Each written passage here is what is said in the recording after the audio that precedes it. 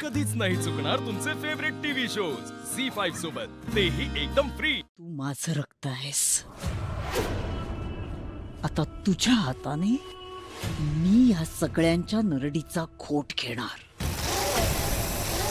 असेल ते तुझं रक्त, पण तिला लावलेली माया, तिच्यावर केलेले संस्कार नेत्राचे आहेत।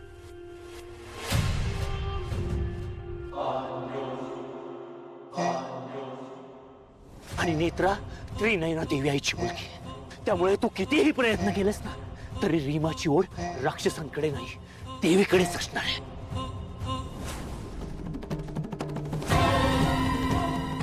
आम्हा राक्षसांना एकाच गोष्टीची ओढ असते, आणि ती म्हणजे दैवी शक्तींचा पराभव करणं।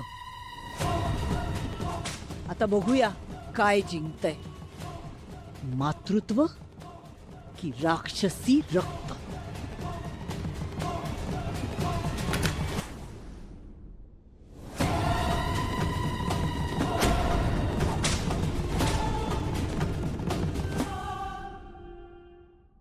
आत्ताच सांगतोय तुला, या सगळ्यात तू कधीच जिंकू शकणार नाहीस। यात जिंकणार ते फक्त नेत्राचं मातृत्व।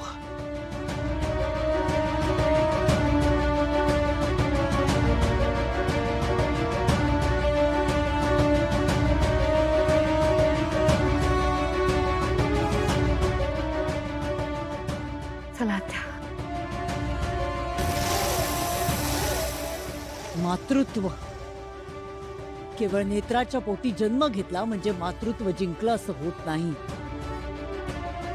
तिच्या धमन्यांमध्ये आमचं रक्त आहे, आमचा वंश आहे, ती या शतग्रीवचा। नेत्रा सुद्धा त्रिनयना देवी आईचा वंश आहे, हे विसरू नकोस। असेल ती त्रिनयनेच्या वंशातली, पण या शतग्रीव समोर नेत्रा कसपटा समान आहे। विरोचकाची हत्या केली तिने म्हणजे असं समजू नको की ती जिंकली। या शतग्रीवला ती मारू शकत नाही, हा शतग्रीव अमर आहे आणि अमरच राहणार। बघूया ना आता काय होतंय ते, कारण तू त्रिनयना देवी आईच्या मुलीला डिवचलंस, ती तुला अशी नाही सोडणार। तिने जसा त्या विरोचकाचा वध केला ना, तसाच तुझाही वध करेल शतग्रीवा।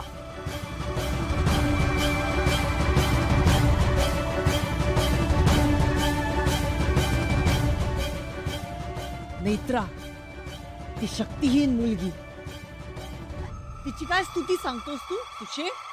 हो असेल नेत्रा शक्ती, पण तिची देवी आईवरची श्रद्धा हीच तिची सगळ्यात मोठी शक्ती आहे। मी थोडा वेळ धरू का वागते? मित्रा ऐक, मी काय सांगते ते। तिचा त्याग, तिची जिद्द, तिचे हत्यार आहेत। मला खात्री आहे, नेत्रा तुझा नक्की पराभव करेल, ती वध करणार तुझा। झी5 ॲप डाउनलोड करा आणि पहा सर्व एपिसोड्स एकदम फ्री।